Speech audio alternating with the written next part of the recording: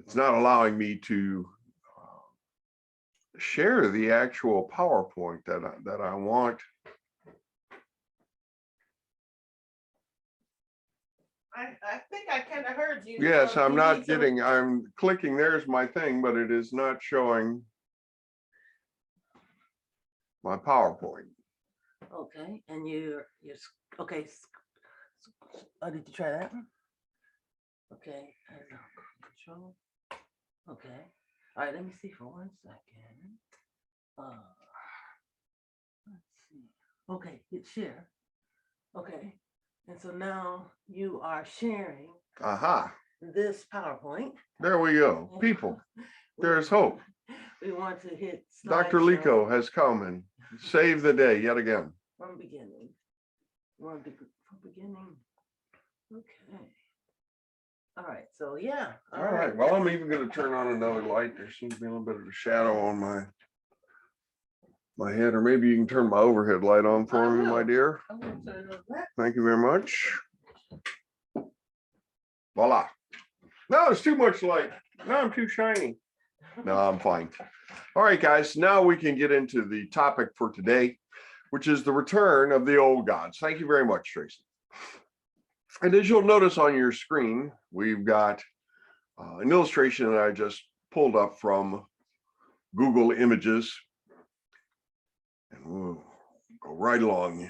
Please forgive the brief commercial on the next slide. True. And as I had mentioned, I am Reverend Bob Lico, the presenter.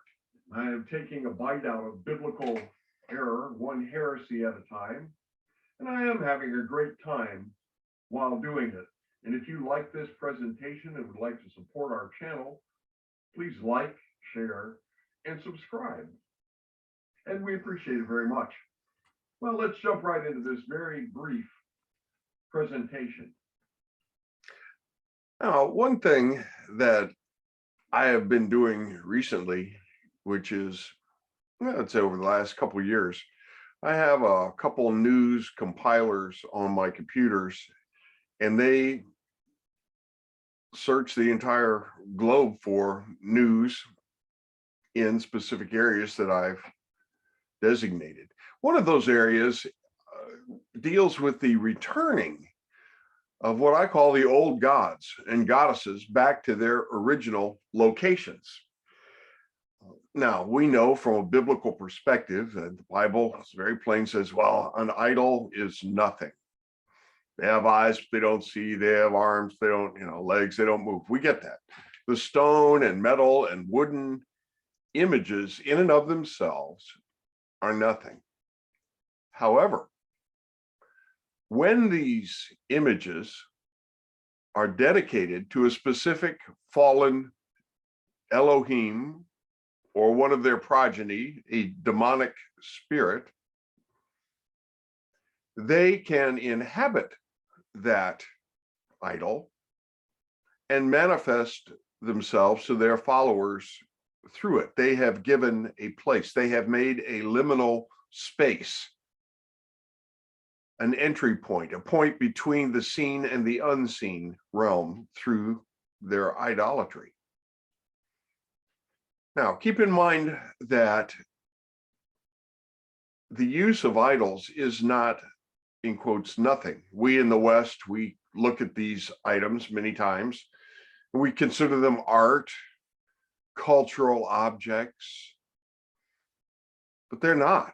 To the people that these images come from, they're very important.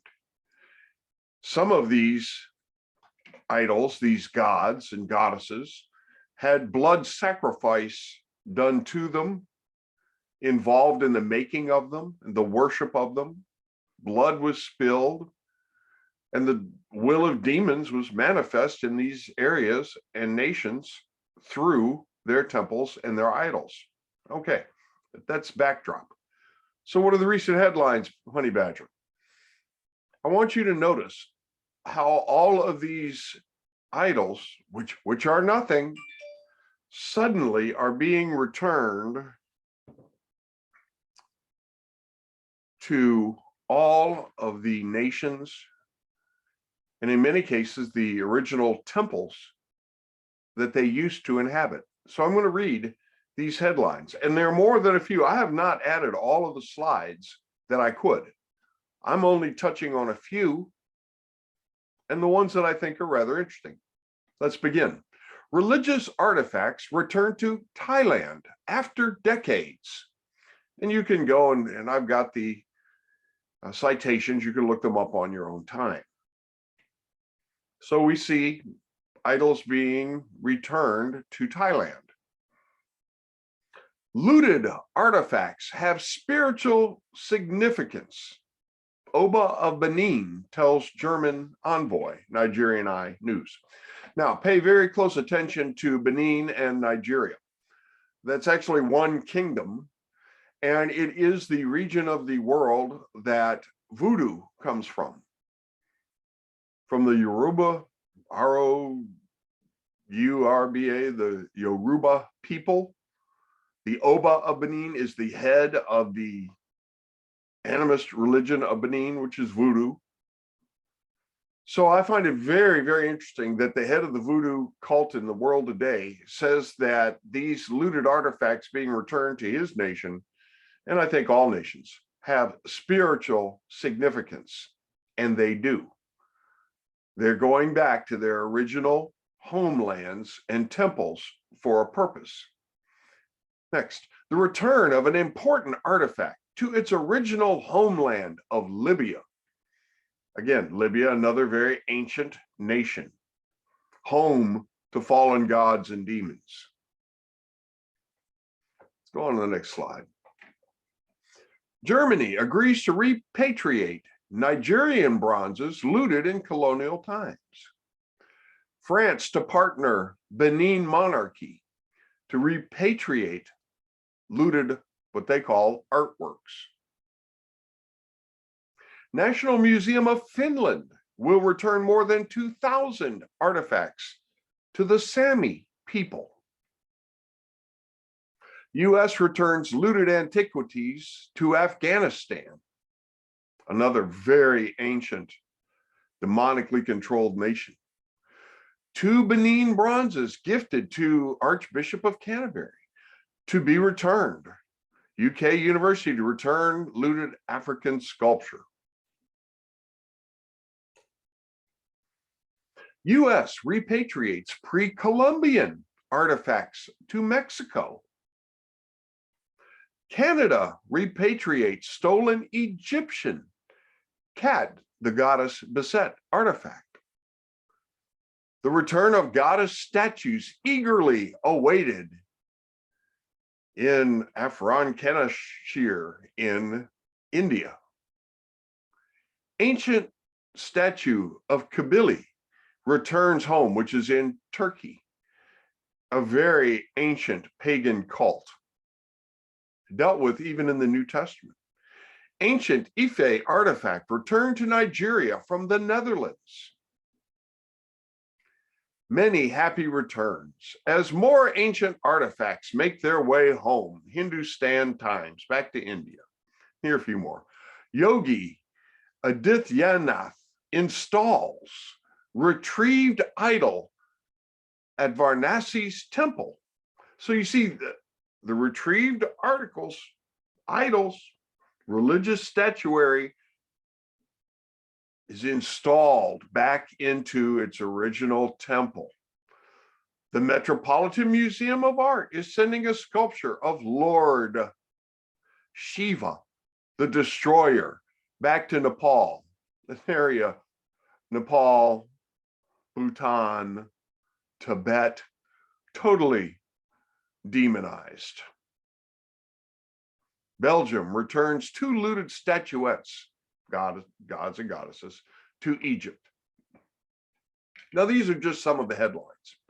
All right, Honey Badger, that's rather interesting. Isn't it good that these Western nations are returning the things that they stole from the countries they pillaged and raped? Well, on a purely secular footing, I would agree and say, yes, it's good. They ought to return those things.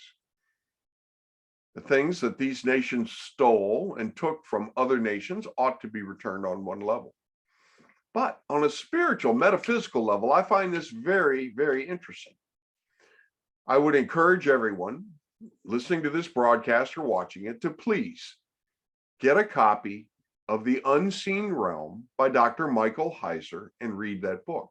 Or if you simply want to save some time, go to YouTube, look up Dr. Michael Heiser or The Unseen Realm or The Divine Council, and you will come across probably over 100 of his video presentations on this topic. I don't have time to go into it. The point of the matter is this. After the Tower of Babel, God set his sons, Elohim, over the nations, except Israel, which was his portion, to guide and rule them. They rebelled and the people fell into idolatry and began to worship these now fallen sons of God. All of these idols and all of these temples around the world at one point were the meeting places of the gods. They would manifest their will and communicate to their followers through these idols in these temples. Now, I want you to understand something. Now, we're all very highly educated, Western, modern-minded, scientific people. But please understand something. Throughout the ages of mankind, people's cranial capacity really hasn't changed. You could take someone from ancient Israel or Egypt today, a young person, and educate them, and they have just as much capacity to know and understand quantum mechanics as we do. Maybe in some ways even better, if indeed quantum and the thermodynamics is true, everything decays, so we're not getting smarter. We should be actually regressing and becoming far more ignorant, which I think is very apparent to anyone who's paying attention. But nonetheless, these idols and the people who worship them, they didn't do it for nothing. People did not gather in these massive, and you see the temples, the ancient megalithic structures all over the earth. People didn't build these things and go into these locations and bow themselves down to a piece of wood or stone or metal if there was not a tangible, genuine, at least to their mind, benefit or experience. In other words, people just didn't, by the thousands, crowd into the temple of Dagon or Baal and just burn some incense and shout real loud for a couple hours and go home without seeing or feeling something. My point is this, these fallen entities responded to their worshipers. Ancient peoples did not worship these gods and goddesses without a reason. They feared them, they revered them. These entities manifested themselves and had control over certain things. And that's why they feared and worshiped them and fought for them and protected their temples. And, when they go and conquer a land, the first thing they do is, our God's bigger than your God. And they'd go destroy their other gods or capture them and put them into their temples like they did in Babylon. But Yahweh is the only God throughout history that had no image, until the church came along and put Jesus on a cross. It's not Jesus. It's their idea. It is an idol. It is a false image, and it is an abomination in the heart of God and shouldn't be used. That's another story. But no, the world worships at these temples and worships these idols for a purpose. Now, we know from Revelation chapter 9 that the abyss is going to be opened. Other people involved in the New Age and metaphysics believe that CERN is an attempt to open gateways and to allow entities back into this earth realm, maybe before the time. I don't know. God is in control of everything. CERN is not going to do anything or be permitted to that's outside of the sovereign will of our God. But there are portals. The Bible speaks of them. Speaks of the last time of these gates and gateways being opened and demonic forces and old fallen gods coming out once again for this final deception and final battle and the return of our Lord Jesus. And I frankly see the returning of idols throughout the world, all of a sudden in the last year or so, as being an important key. Somehow these entities, and we know from the Bible, Deuteronomy 32, the worldview that we have, that God allowed these entities and placed them over specific locations. And as far as I know, I'm going to speculate and say that when they're released from the pit, they have to go back to their areas. They are confined to specific geographic, topographical locations. And they fought to take land from one another. There's no peace. There's no understanding and working and getting along in the demonic kingdom either. You can see these gods fighting amongst themselves, even as the giants at the end destroyed one another, consumed one another after consuming almost all of mankind. Read First Enoch, the book of the giants. All right, so anyway, all over the world, Belgium is returning these. They're coming. Lord Shiva's going back to Nepal. Yogis are installing things back in India. We have Mexico, Egypt, Turkey, Nigeria. As I said, India, Benin, Afghanistan, Thailand, Peru, all of these nations, all of these gods and goddesses suddenly being returned to their home temples. I personally believe that this has to happen before, or at least doesn't have to, but it is happening, and it is an ingredient of this end time release of fallen ancient gods and a more overt manifestation of demons. And people are flooding to these places where, and welcoming back with great fanfare, the idol. You can see these things on YouTubes and online, and just subscribe to the Hindu Times, and you'll see article after article going on about the great wonderful thing of Lord Shiva or Vishnu or whoever returning. Well, Bob, are you saying that there is a being called Vishnu and Zeus? And oh yeah, it's the same fallen Elohim all over the world. You look at their pantheons. China has a pantheon. Greek and Rome had pantheons. Hindus have pantheons. All of the Mesoamerican groups, whether they're Toltec, Mayas, Incas, or Aztecs, not the same gods.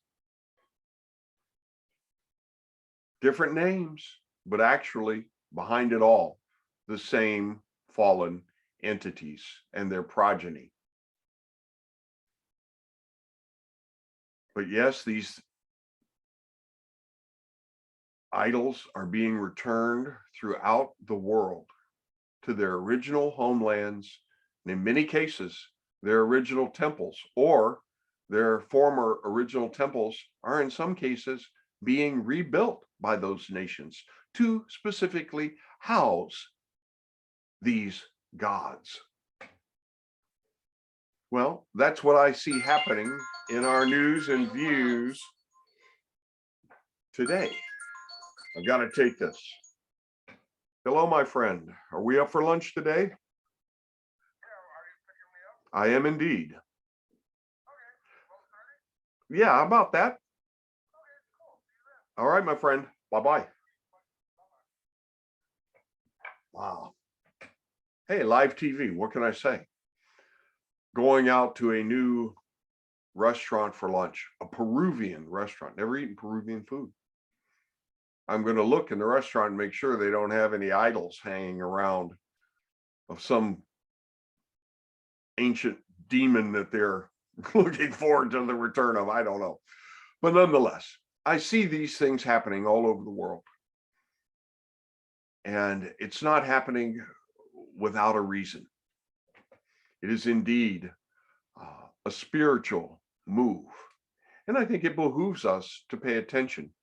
And I do plan to do another broadcast actually do a presentation on exactly which idols are being returned.